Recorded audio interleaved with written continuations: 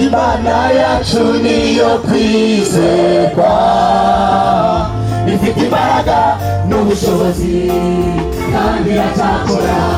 Igirira icyizere nawe izagutabara, kuko ibyawe irabizi. Niyo kwizerwa, Imana yacu niyo kwizerwa, ifite imbaraga n'ubushobozi kandi iracyakora. Igirira icyizere nawe izagutabara, kuko ibyawe irabizi. Nta kabuza izabikora, kuko ibyawe irabizi. Nta kabuza izabikora.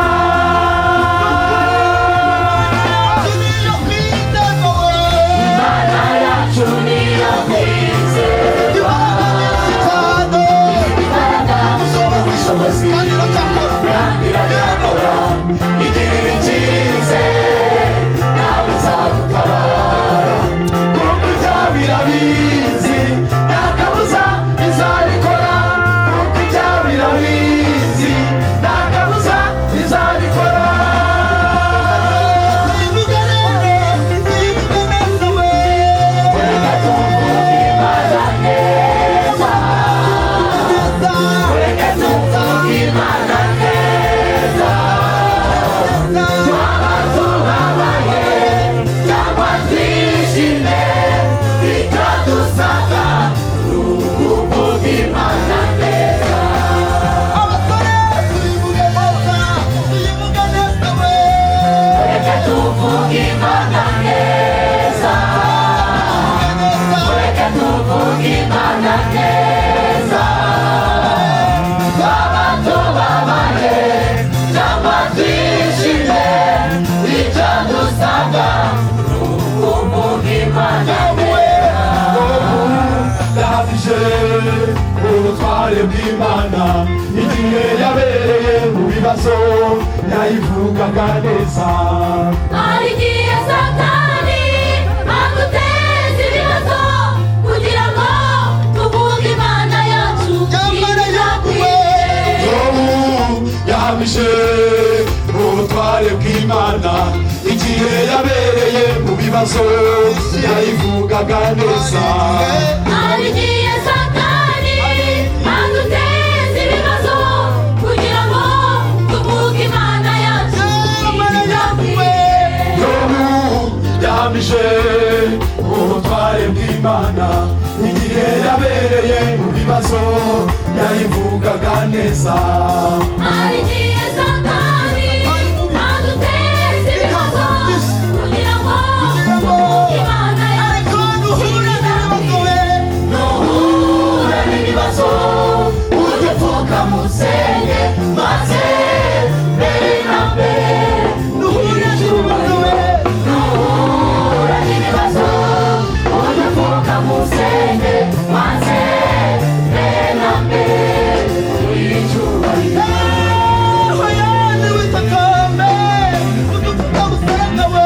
Nuhura n'ibibazo ujye upfuka musenge, maze mbere na mbere uyicyubahiro.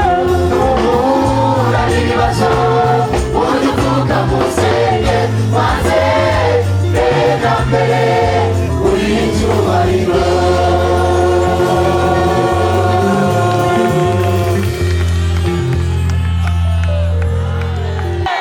Oya, korari senga ni senga koko. Oya, yarasenze. Yarasenze. Haleluya. Turaza gukomeza kubumva. Yesu nashimwe. Tubona byose. Turagushimira uyu munsi udasanzwe uduhaye, tukaba turi hano mu iteraniro ryera. Turagushimira abashyitsi wararitse ngo bazane inkuru nziza y'agakiza kuri uyu musozi. Turagushimira uyu mwanya tugiye kumva mu ijambo ryawe. Umukozi wawe Mwami arahagurutse, ndabizi neza ko wagiye umushyigikira mu myaka yatambutse no mu bihe bishize. N'uyu mwanya ngwino wongere umushyigikire. Iyi mitima y'abantu bari hano niwe wayihaza, kandi niwe uzi byose uburyo buri wese akeneye. Turakwinginze Mwami ngo umwuka w'Imana nabane n'umugaragu wawe, kandi umwuka w'Imana nabane n'abagiye kumvira ijambo kugira ngo umuntu wese rimugezaho rikwiriye kumugeza kandi rikora ibyo rikwiriye gukora muri we. Ndagushimiye kandi ndaguhimbaje kuri hagati muri twebwe kwihesha icyubahiro. Himbazwa kubyumvise mu izina rya Yesu Kristo umwami wacu. Yesu nashimwe cyane. Reka nsabe korali Senga, nsabe pasiteri n'umufasha we, Uwiteka Imana ishobora byose, kuko iduhaye umunsi mwiza kugira ngo tuwishimiremo. Mwasenze Imana muvuga ngo abashyitsi Imana izabarinde. Dushimye Imana ko Imana mwasenze yabasubije, Imana yaturinze kandi twageze hano amahoro. Munyemere tuyihereze icyubahiro. N'umunsi wari ugiye kuba mubi, Imana ndabona ibigenje neza, twayikomeye amashyi.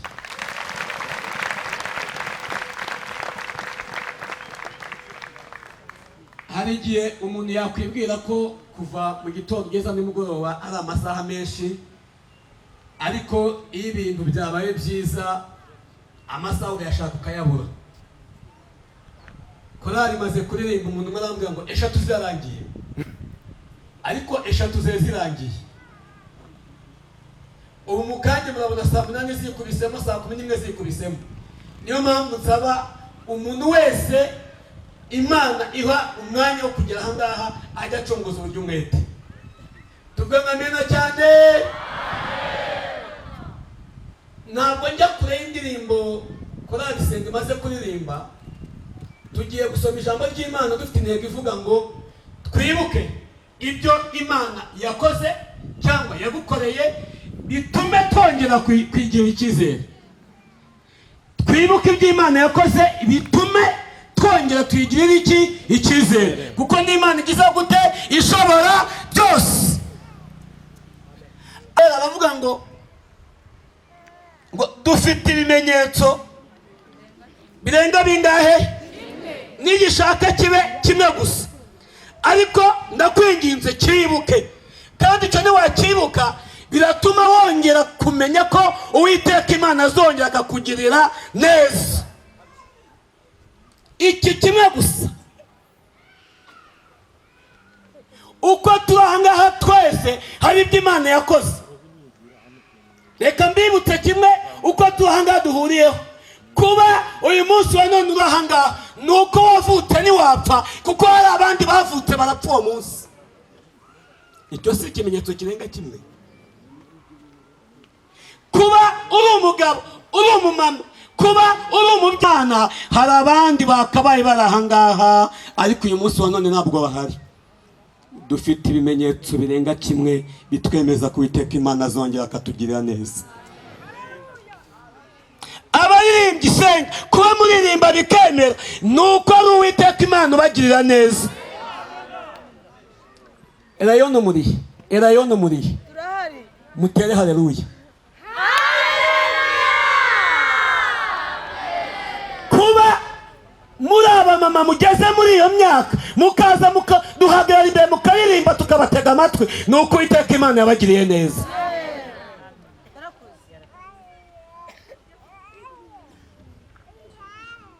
Abantu mwe b'abasirimu batubwiye kuba mukenyera bikemera, umukenyero ukabona ufata, nuko Uwiteka Imana yagize gute yabagiriye neza. Tuyihereze icyubahiro yo kabyara, tuyikomera amashyi.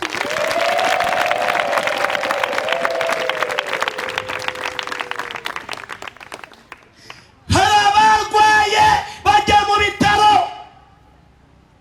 ntibataha, ariko wowe nta n'igicurane uyu munsi ufite, n'icyo warwaye kuri mituweli de sante warivuje urakira. Ariko ntabwo ari mituweli, ni Uwiteka Imana agize gute, kuko wari ufite rama n'ufite buritamu byanze. Utahana umwana mwiza w'umuhungu cyangwa w'umukobwa, nawe urataha uri muzima. Hari abandi babyeyi bagiyeyo bamaze kujyayo bataha imbokoboko, cyangwa nabo basigarayo.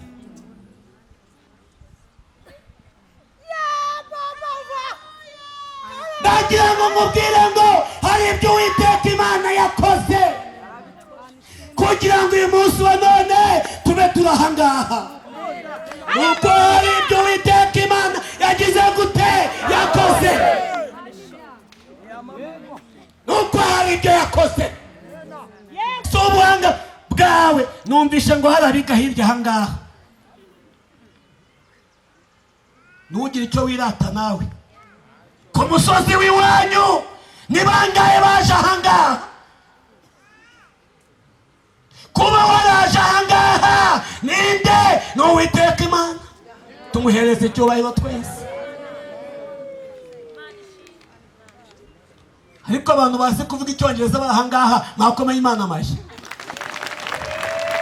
Abongera Urufaransa mwakomeye Imana amashyi. Ariko byakozwe nande? Ntabwo ari papa si mama. Hari abavuka kwa minisitiri ngo bari Iwawa. Iwawa ntabwo bakijya abana aho bakene muzitonde. Wapfa kubibona se umwe n'ingofero. Nagezeyo nagize ubwo bakambwira ngo uyu nguyu no kwa runaka kwa oya nta mwana wo mukene ukikandagirayo. Ugerayo agahinda kakakwica. Abafite doktora bari Iwawa, abafite masters bari Iwawa, bavuga Urwongereza rwiza, bavuga Igifaransa cyiza, ariko kuko batamenye Umwami Yesu cyarabakomeranye. Ariko twebweho, ariko twebweho, ariko twebweho, amina amina, yaraducunguye tumukomera amashyi. Twibuke ibyo Uwiteka Imana yakoze, tumugirire icyizere. Soma ijambo ry'Imana, Zaburi 143. Zaburi 143. Turasoma umurongo wa 5 n'uwa 6. Nibutse iminsi ya kera, nibwira ibyo wakoze byose, ntekereza umurimo w'intoki zawe, nkuramburira amaboko, umutima wanjye ukugira inyota, n'igihugu cyurijwe n'amapfa. Twese tuvuge ngo amena. Dusubiremo. Nibutse iminsi ya kera, nibwira ibyo wakoze byose, ntekereza umurimo w'intoki zawe, nkuramburira amaboko, umutima wanjye ukugira inyota, n'igihugu cyurijwe n'amapfa. Twongere ngo amena. Uyu wavuze aya magambo nta wundi ni Dawidi. Dawidi amaze kuba umwami, Dawidi amaze kugera ku ntebe y'icyubahiro, Dawidi amaze kugira abaja, Dawidi amaze kugira abagaragu, Dawidi amaze kuzana ituze mu gihugu cyiwe cya Isirayeli.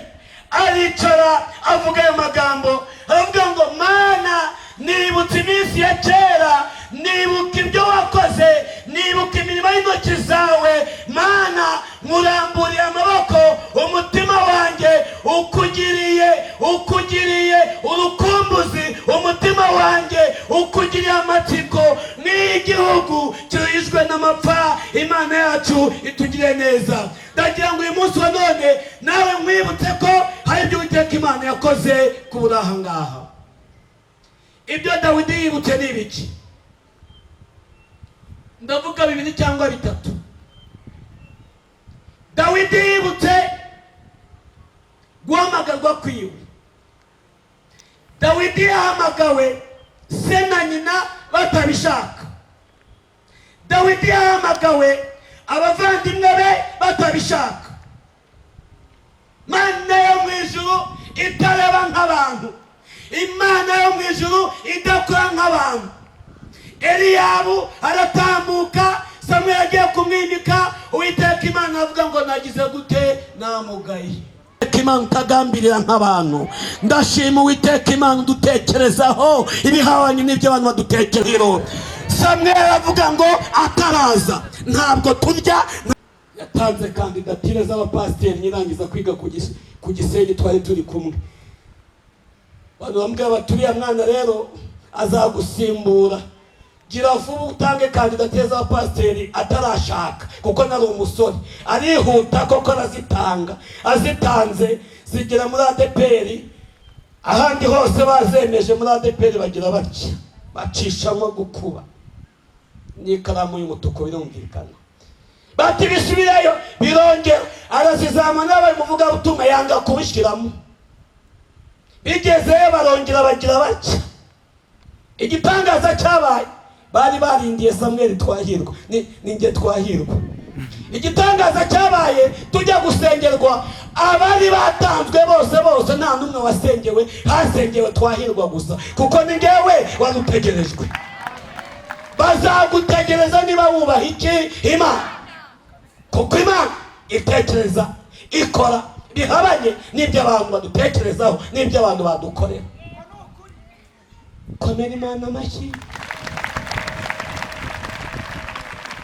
Horera mugenzi wawe umubwire ngo twibuke ibyo Imana yakoze, bidutere kwigira icyizere nanone. Ubyumvisha wese natere haleluya.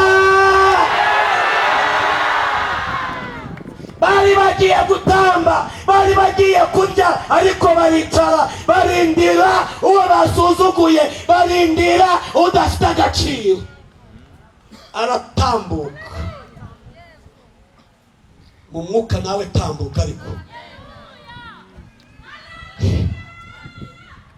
aratambuka, hagitunguka Samuel amaso yiwe iri ahumye, ajya kwimika Imana itamutumye. Mwuka w'Uwiteka Imana umugarukaho, akimukubita amaso aravuga ngo nukuri, dore uwo Uwiteka Imana yashimye kwimika ngo umwami w'Abisirayeli. Aratambuka n'ihembe, aragenda amwimikira mu maso ya se na nyina n'abakuru be batabishakaga. Hereza Uwiteka Imana icyubahiro. Dawidi arabyibuka, arimo arya atashonje. Ikibazo tugira igihe twibuka uko twahuye n'akaga, ariko Dawidi arabyibuka, arimo arya atashonje, igihugu cyiwe kitatewe ngo abure amahoro. Yibuka izuba ry'ishyamba, yibuka imbeho y'ishyamba, yibuka imvura y'ishyamba. Arabyibuka, aravuga ngo Mana, nibutse iminsi yanjye ya kera, mbonye awungejeje Mana, nkuramburiye amaboko.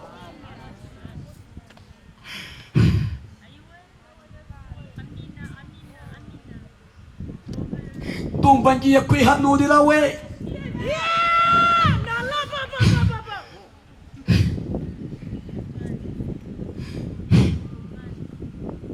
Nibutse iminsi yanjye ya kera, Ma ungejeje ahangaha,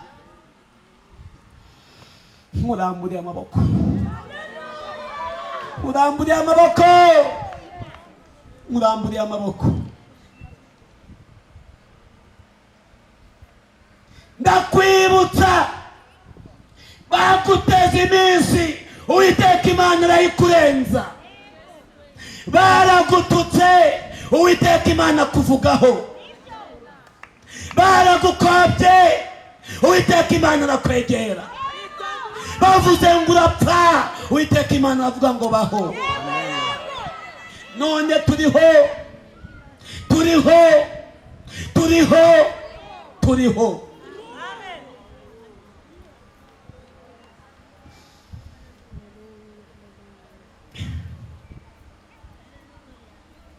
Arabyibuka, nibutse iminsi yanjye ya kera. Icya kabiri yibutse, amaze kugezwa kwa Sawuli, kandi afite amavuta, yari imitwe. Ageze kwa Sawuli, agacurangira Sawuli, akaririmbira Sawuli. Mumeze neza, muri mu mbaraga z'amasengesho, hari imbaraga zihunga. Nubwo yagiriye neza Sawuli Dawidi, ariko Sawuli atangira kumuhiga. Gira neza, ku neza wagize Uwiteka Imana azayihagararaho, azagutabara, azagukiza. Avuga ngo amena. Icumu aba ararimuteye, Uwiteka Imana amuhagararaho, icumu ragenda rifata igisiga. Dawidi arasohoka, Sawuli amusohokaho mu buvumo. Yajya kumushyikira, ibitotsi bikaba biraje. Mu misozi yajya kumushyikira, Sawuli akaba arananiwe. Iyo ataba Uwiteka Imana, Sawuli aba yarishe Dawidi.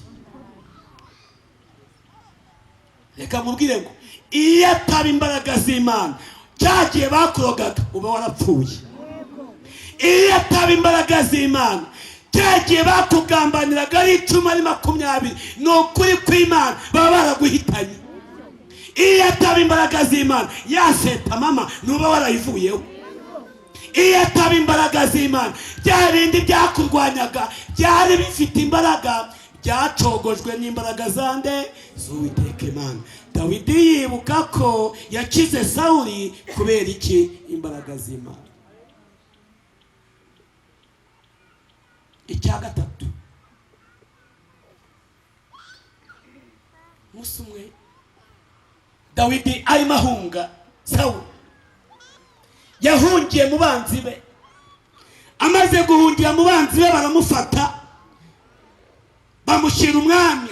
Bati dore wa mugabo watwishe, dore wa mugabo watumereye nabi, mwami nguyu. Dawidi ahageze yihindura umusazi. Umwami ati nkonda.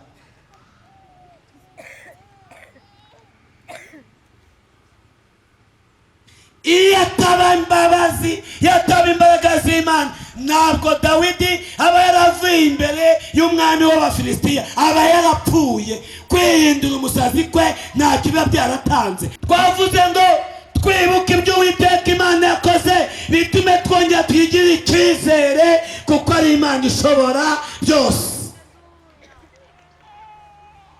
Mu buhamya bambwiye njya ngira, navukiye amezi 9 nk'abandi bana, ariko mvuka ndi umusupuwa. Ni ukuvuga umuntu udafite ibiro byemewe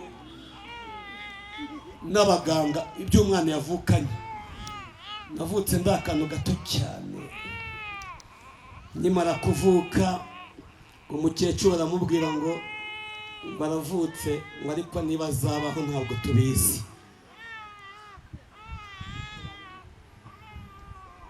Niko se ubusindiho abanyabwenge, ubusindiho.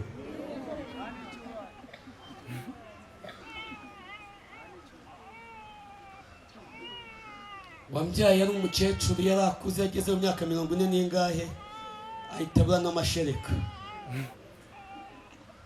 Bagombaga gupfa wa mugani, sinari ndimo. Nakujijwe nta by'amatabambe, nta by'amata, nta bisi kugeza ku mwaka n'amezi 2. Igitangaza kirimo nta bwaki narwaye. Uwo bavuga ngo avukanye ibiro 1 kilo n'amagarama 100 angahe, ubu mfite ibiro 82. Ariko sibyo nahoranye 90 na bingahe. Ejo bundi ngiye kwa muganga barambwira ngo gabanya. Nubwo burebure bwawe bwiza, uzahura n'ingorane nutagabanya ibiro. Ariko icyo nshaka mbabwira, twigire icyizere kuko ishoboye byose. Umunsi wa none ndiho nawe ndagira mwibutse ko hari ibyo Imana yakoze. Wowe ushobora kuba muri iteraniro waravukiye amezi 7, ariko uriho. Wavukiye 8, wa wundi abanyabwenge bakunda kuvuga ngo uvukiye 8 ngo ntabaho, ariko we byaranze ugira gute ubaho. Wowe wavukiye 9, ariko abi 9 bose siko bariho. Utagira ngo nta gitangaza cy'Imana cyabayeho, kuko abi 9 bose si bariho. Urakura waronse cyangwa ni wonse, icyangombwa ni ukuriho. Ariko si uyu munsi wa none uribuka ibyo Imana yakoze? Warize byaremeye, ufite akazi ka leta cyangwa se uyikorera byaremeye, uri umukozi w'Imana mu nzu y'Imana byaremeye, muri quartier uri umunyacyubahiro byaremeye, mu kagari ni wowe ugishwe inama byaremeye, mu murenge ni wowe no mu karere barakuzi byaremeye. Ariko ujya wibuka ko ari Imana ikugejeje aho ngaho.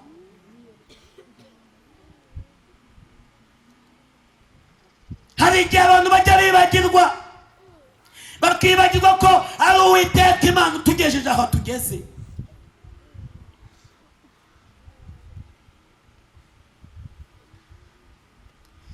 Hari umuntu umwe duherutse gusura turi abantu babiri abapasiteri,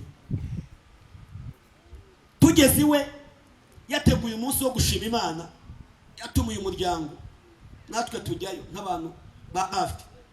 Tuhageze twarababaye cyane. Yatumiye umudogiteri wamwitayeho, amuha impano. Arangije muri icyo kirori aravuga ngo nabahamagaye kugira ngo nshime Imana, ariko uwo nshimira cyane ni dogiteri. Ahereza dogiteri impano itubutse y'imodoka. Ubwo iby'Imana byarangiriye aho ngaho. Ushimiye dogiteri wagukoreye ibyo byose. Icyo kirangiye turamwicara tuti ushimiye dogiteri wakoze ibyo byose? Ati ntamushimiye. Ati ariko cyari ikibazo cyo gushima Imana. Imana wayivuze hehe? Imana wayivuze hehe? Imana wayivuze he? Ese kuba he dogiteri imodoka Imana wayihaye iki? Wateguye gutanga imodoka kwa dogiteri wagufashije, Imana wakayihaye 10. Dogiteri se dogiteri yabaye dogiteri atakuye Imana. Urashimira umuntu nicyo ukoze neza agiye gute ashimwe, ariko mbere na mbere iki? Imana. Byarambabaje biranantungura. Hashize icyumweru kimwe amaze gukora ibyo ngibyo, ataratanga na ya modoka, yahise arwara ajya muri koma. N'uyu munsi aracyari muri koma. Niba azavamo simbizi, niba azagenda agiye simbizi, ariko birashoboka ko ari Imana ishaka kumushyira mu ishuri kugira ngo navayo nazirate dogiteri, ahubwo azirate Uwiteka Imana. Wibutse iki? Ntacyo wibutse Imana yakoze? Njye ndabyibutse. Nibutse umunsi umwe badiyakoni 6 badakizwa bishyize hamwe barangambanira ngo bantengeshe mu itorero. Abadiyakoni no kuri kw'Imana twasengesha, twarambitse yigana 6 badakizwa barangambanira, bajya inama yo kungambanira, barayihuza, bandika inzandiko bazohereza mu buyobozi bw'itorero ngo kugira ngo bace mu itorero. Ariko nibutse ko Uwiteka Imana yahabaye, ntabwo ari wowe wazize. 5 bansabye imbabazi, utarasabye imbabazi n'umwe, ubu yaraguye ari inyuma y'itorero. Aho yaranjyanye yarahagiye. Umva sha baravuze ngo nahajye. Oya Imana imugarure disi.